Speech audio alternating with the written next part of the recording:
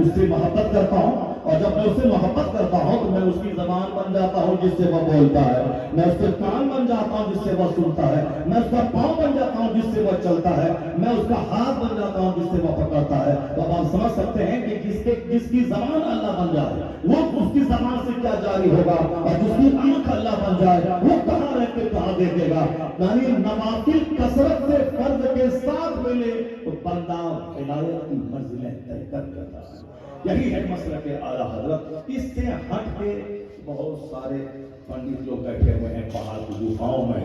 یہ مکتی کا مارگ ہے، یہ نجات کا راستہ ہے، تو اپنے من کی نہیں چلے گی شریعت کی،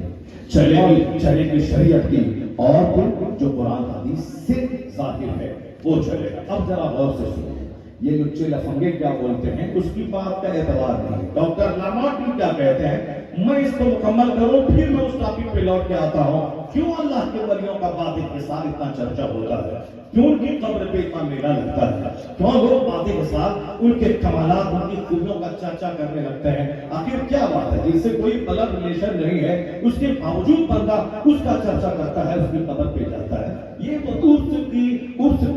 کا سبب کیا ہے؟ بس اسی پوائنٹ کو میں انڈیکیٹ کروں گا، لیکن اس سے پہلے بات چھڑ گئی تھی اعلیٰ حضرت کی، اعلیٰ حضرت کے مسلک کی، تو میں نے ایک دو بات کہہ دی جو باتیں آپ کو یاد ہے، جو آپ جانتے ہیں، جو سنتے رہتے ہیں، مگر کچھ باتیں ایسی ہیں جو کلیئرلی لوگ کہنے سے ڈرتے ہیں۔ یہ ڈرتے اس لیے ہیں تاکہ ممکن ہے کہ کوئی وہابیت کا الزام لگا دے، کوئی اس پر دیوبندیت کا الزام لگا دے، لیکن نہیں، جو پڑھے لکھے لوگ ہیں اسے صاف صاف کلیئر میں کھری باتیں سنا دینا چاہیے، چاہے لوگ کچھ بھی سوچیں، کچھ بھی بولیں، صاف کلیئر بات سامنے آنی چاہیے۔ جیسے میں نے آپ کے سامنے کلیئر بات رکھ دی، اب جو پیر صاحب کو لے کے بیٹھے ہیں، نماز روزہ لے کے نہیں بیٹھے ہیں، وہ سمجھ لیں کہ وہ جہنم کا راستہ لے کے بیٹھے ہیں، وہ جنت کا راستہ نہیں ہے۔ بہت سارے لوگ اپنے پیر صاحب کو لے کے بیٹھتے ہیں، کہتے میرا پیر قطب ہے، ابدال ہے، اپنے زمانے کا غوث ہے، جبکہ اس کا پیر زیرو ہے۔ اب یہ منہ چمڑے کا ہے، جو چاہے تو بولتے، جیسے بمبئی کا دادا بولتا ہے،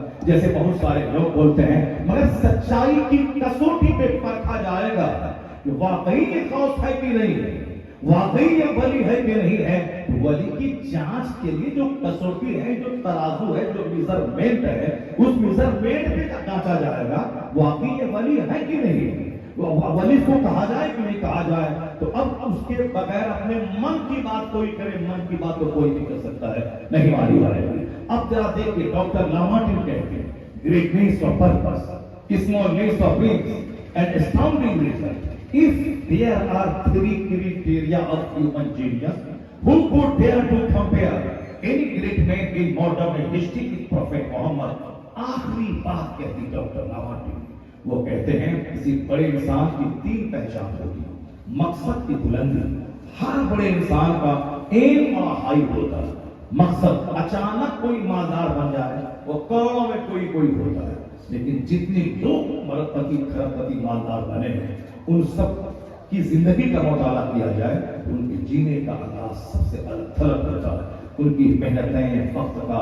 ویلیو، ایک سیکنڈ کو مہتو دینا، اسٹرگل کرنا، جدوجہد کرنا، تب جا کے وہ بلندی پہ پہنچتا ہے۔ ورنہ ایسے ہی صرف اچانک زمین سے سونے کی ہانڈی نکل گئی اور کوئی مالدار ہو گیا، ہوگا کوئی 50-60 کروڑ میں کوئی ایک بندہ، شاد و نادر وہ ایکسپشنل کیس ہے، اس کا نہیں۔ ٹاٹا، برلا، جندل، متل، ایلن مسک، یہ وہ لوگ ہیں جو آج بھی 18 گھنٹے محنت کرتے ہیں، جو اس کمپنی کے آرگنائزر ہیں، جو اس کے ایم ڈی ہیں، جو اس کے مینیجر ہیں، وہ بھی اس طرح کرتے ہیں۔ ذرا غور سے سنیے گا میری بات، میں کہہ رہا ہوں کہ یہ لوگ محنت کرتے ہیں۔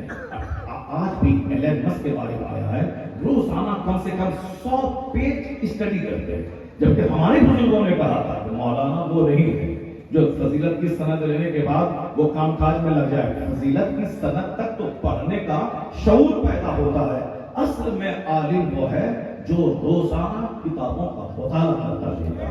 آیا ہے کتابوں میں جو عالم 3 دن کتابوں کا مطالعہ چھوڑ دے ان کا دل خشک ہونے لگتا ہے، مرنے لگتا ہے، وہ بھی دنیا داروں کی طرح گھر مکان گاڑی چھکڑا دکان اس کے بارے میں سوچنے لگتا ہے۔ ہمارے علاقے کے ایک مولانا صاحب تھا سے 25 سال پہلے، بولا میں تو مولانا ہوں، میں بہت کمایا، لیکن میں اپنے بیٹے کو ڈاکٹر بناؤں گا۔ ڈاکٹر بنانے کے شوق میں بھیجا، اس کا بیٹا बाप की सारी जमीन को बेच के खा गया, सारी जमीन में डॉक्टर बना ना मास्टर बना, अलबत्ता फरार नंबर 1 बन गया। अब वो सोच रहा है काश अपने बच्चे को मदरसे ही में पढ़ाया होता, कहीं किसी मस्जिद मकतब में बच्चों को पढ़ा करके 10-15 हजार रुपए कमा करके कम से कम नमाज रोजे बचा के तो जिंदा रहता। मगर कौन दरवाजा दिखला दिया स्कूल कॉलेज का, जहां ना नमाजी बना ना दीनदार बना ना दुनिया ही का डीएम बना। दुनिया के हिंदुस्तान में 500 से ज्यादा डीएम है, मगर किसी का बेटा डीएम बहुत मुश्किल से बनता है। अलबत्ता गरीब का बच्चा जो 18-18 घंटे स्टडी करता है, 15-15 घंटे पढ़ता है, वो जरूर आईएएस ऑफिसर बनने में कामयाब हो जाता है। तो जितने भी बड़े लोग हैं सब रोजाना सुबह उठते हैं, पाबंदी से स्टडी करते हैं, फिर अपने दौलतों के बढ़ाने के तौर तरीके पर गौर करते हैं, सोते कम है, खाते कम है, मेहनतें ज्यादा करते हैं। जितने भी बड़े लोग हैं, सरकार कानून शरिया रहमतुल्लाह ताला है, सोते कम थे, खाते कम थे, मुताला ज्यादा करते थे। यहाँ तक के घर से मस्जिद जाते हुए जो 5 मिनट का टाइम मिलता था, उसमें भी किताब पढ़ते हुए मस्जिद चले जाते थे। 3 बरस तक रहे मिस्र में, मगर दरियाए नील नहीं देखा, क्योंकि सिर्फ क्लासरूम, दरसगाह, क़यामगाह, किताब, इसके अलावा कुछ नहीं देखा। फिर मेहनत रंग लाई, अरबों अजम के लाखों बच्चों में इम्तियाजी नंबर से कामयाब होने वाली सरकार जो मेहनतें करेगा। अचानक ऐसे नहीं होता है कि उस्ताद का पैर दबाए और अचानक हम बहुत बड़ा आलिम बन जाए, नहीं, पांव भी दबाना होगा, 15 घंटे किताब भी पढ़ना होगा, ताकि उधर से मेहनत चले, इधर 10 मिनट पांव दबाए और 10 घंटे किताब पढ़े, तो उधर से मेहनत चलेगी और इधर से 10 मिनट पांव दबाने की दुआ चलेगी, कामयाबी कदम छोड़ेगी।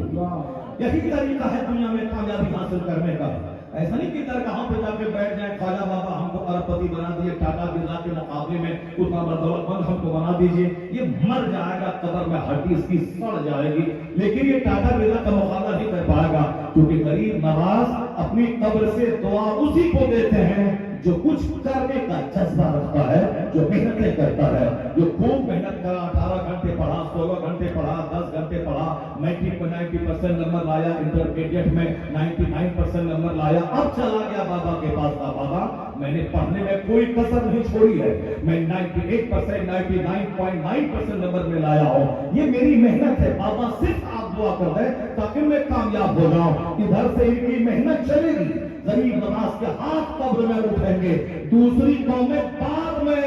बल्कि मेहनत करने वाला गुलाम मोहम्मद सबसे पहले कदम दुनिया के हर फील्ड में खतीब बने, मुहद्दिस बने, फकीह बने, आलिम बने, काश्तकार बने, बिजनेसमैन बने, उद्योगपति बने, सर्विसमैन बने, कामयाबी का यही रास्ता है, इससे हट के कोई रास्ता नहीं है। अगर कहीं है भी तो खरबों में कोई घर से हाथी निकल गई, उसको बेच बाच करके मालदार कर दिया, वो खरबों में कोई जनरल यही रास्ता है। एक तरफ से मेहनत चले, एक तरफ से बुजुर्गों की दुआ ले, माँ बाप की दुआ ले, कामयाबी उसकी कदम चुनती। जरा गौर से सुनिए, डॉक्टर लामार्टिन कहते हैं बड़े लोगों का एम बड़ा होता है, एम बड़ा हाई होता है, हमको ये करना है, और सिर्फ एम ही नहीं, उस एम को हासिल करने का जुनून उसको होता है। चाहे बेटे की बारात निकले मगर अल्लाह के वलियों की नमाज कज़ा नहीं होती, चाहे बेटी का जनाजा निकले अल्लाह के वलियों की नमाज कज़ा नहीं होती। एक वली थे बांदा जिला के, वो उनका मामूल था कि रोजाना 5 पारे कुरान पाक की तिलावत करना, वो हाफिज कारी आलिम मुफ्ती सब थे, उनका मामूल था। उस मामूल पर इस कदर सख्ती से पाबंद थे कि बेटी की बारात दरवाजे पर खड़ी है, अब रवाना होने वाली है, कहा कि मेरा वक्त अभी कुरान पाक पे दौर करने का है, तुम रहो या जाओ, जब तक दौर मुकम्मल नहीं कर लो उस वक्त तक मैं मस्जिद से बाहर नहीं निकलूंगा। ये उसूल के लोग होते हैं। तब यह लोग रमजान के दिन में ज्यादा परेशान नहीं होते हैं, मेहराब पे खड़े हो गए और जम के जबरदस्त अंदाज में कुरान पाक सुनाते हैं। जो लोग साल भर बैठे रहते हैं, रमजान से 2 महीना पहले खूब लगाते हैं, खूब मेहनत करते हैं, वही तरावी सुनाने में कभी आगे कभी पीछे, कभी आगे कभी पीछे, कभी लाइन पकड़ लिया तो खूब जोरदार चला गया, फिर लाइन अगर गड़बड़ हुई तो फिर आगे पीछे करते करते सबका दिमाग खराब करते रहते हैं। ये वह लोग हैं जो साल भर सोए रहते हैं और रमजान से 1 महीना पहले मेहनत मामूल बना ले जिंदगी का। और यही इस्लाम कहता है नमाज तो फर्ज आज़म है, चाहे बेटी की बारात निकले या बेटी का जनाजा निकले, نماز کسی حالت میں معاف نہیں ہے. چاہے خوشیوں کی بارات آئے یا پھر گھر سے جنازہ نکلے, کسی حالت میں نماز معاف نہیں ہے. مسلمان کو سوچنا ہوگا جس طرح زندہ رہنے کے لیے کھانا ضروری ہے, اسی طرح مسلمان بنے رہنے کے لیے نماز پڑھنا ضروری ہے. سر پہ ٹوپی ہے نماز نہیں ہے, چہرے پہ داڑھی ہے نماز نہیں ہے, جبہ ہے نماز نہیں ہے, جلسے کی تیاری ہے نماز نہیں ہے, دستار بندی کے جلسے کی تیاری ہے, گھر کو سجایا جا رہا ہے, 100 انویٹیشن کارڈ بانٹا گیا, 100 مہمان کے ناشتہ کو پیکٹ میں بند کر دیا گیا, یہ ساری چیزیں ہیں مگر نماز ہی نہیں. اس کا مطلب ہے کہ وہ روح تعلیم نہیں جانتا ہے, وہ روح اسلام نہیں جانا ہے, وہ ظاہری فوکس کو پکڑ کے رکھا مگر روح کو نہیں جانا. دستار کیوں ہوتی ہے, جلسہ کیوں ہوتا ہے, داڑھی کیوں رکھی جاتی ہے, ٹوپی کیوں پہنی جاتی ہے, داڑھی ٹوپی میں اسلام نہیں رہتا ہے. آقا نے کئی بار اپنے سینے کی طرف اشارہ کر کے فرمایا التقویٰ ہاں ہونا, التقویٰ ہاں ہونا, تقویٰ یہاں رہتا ہے, تقویٰ یہاں.